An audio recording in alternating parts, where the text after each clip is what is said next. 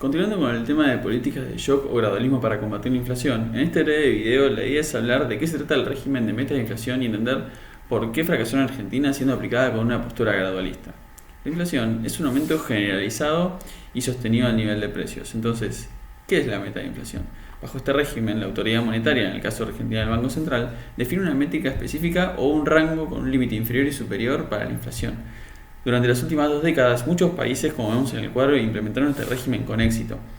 Pero, ¿cómo fue la implementación en Argentina y por qué no funcionó? Para entender esto, remontémonos al gobierno de los Kirchner. En ese momento todos sabemos que existía una divergencia entre la inflación real y oficial. Digamos que la oficial estaba un poco condimentada. En diciembre de 2015 asume el gobierno de Macri y una de sus primeras políticas de shock a implementar fue la eliminación de los precios máximos de los servicios. Esto tuvo un impacto directo en los precios y lo que se tradujo en esta inflación que se dio durante todo el primer semestre de 2016. En septiembre de ese mismo año, el entonces presidente del Banco Central, Federico Sturzenegger, presentó las bandas de las metas de inflación para los próximos 4 años. Lo curioso fue que esas metas no fueron definidas por el Banco Central, sino por el Ministerio de Economía a cargo del entonces ministro Prat Gay, quien unos meses antes había especificado exactamente los mismos números. El instrumento elegido para controlar las expectativas de inflación por el Banco Central fueron las LEBACs, mediante las cuales controlaba la oferta de dinero. Básicamente una LEBAC era una promesa de emisión futura. ¿Y sirve?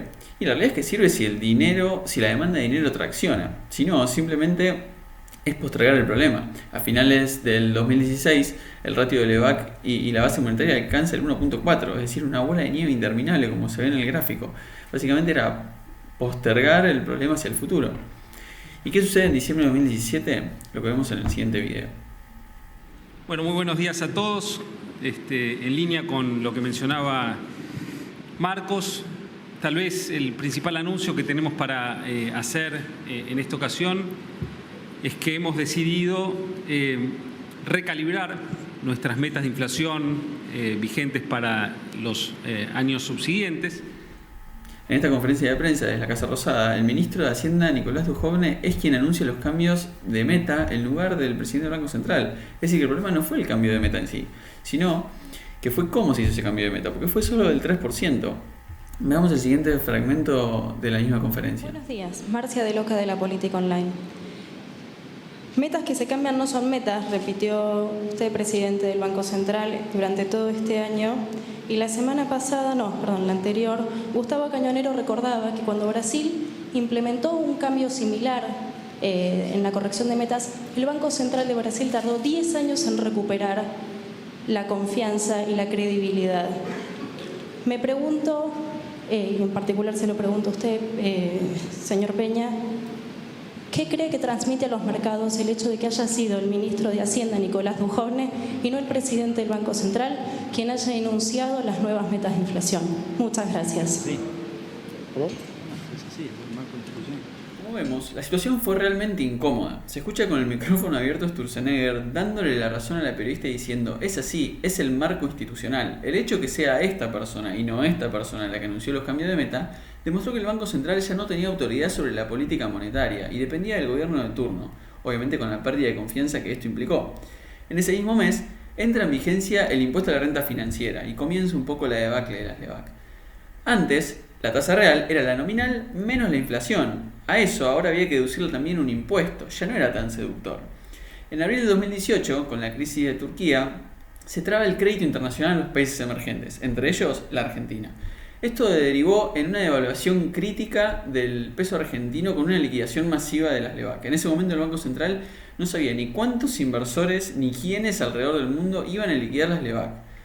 Ante esta expectativa y falta de visibilidad, el Banco Central decide liquidar las LEBAC y las reemplaza por las LELIQ, con un plazo de tan solo 7 días y solo los bancos argentinos podían ser tenedores de esos activos financieros. De esta forma se tenía un mayor control.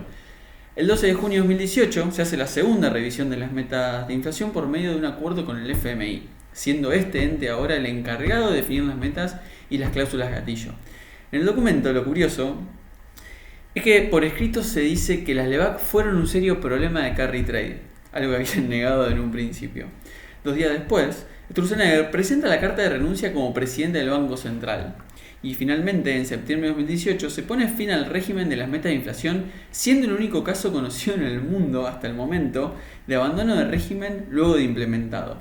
Como conclusión y en términos generales, el modelo demostró a lo largo de la historia tener éxito, pero bueno, la instrumentación gradualista en la Argentina no fue el caso, seguramente debido al contexto macroeconómico institucional en el cual se emprendió este cambio. Una vez más y lamentablemente se demostró que las agendas y determinadas prioridades políticas de corto plazo interfirieron en buenas estrategias de largo plazo. Vemos que adoptar metas de inflación no es una condición ni necesaria ni suficiente para controlar a la misma. La inflación se debería controlar por medio de la oferta y la demanda de dinero, y no diciendo la inflación va a ser un 5%. Muchas gracias.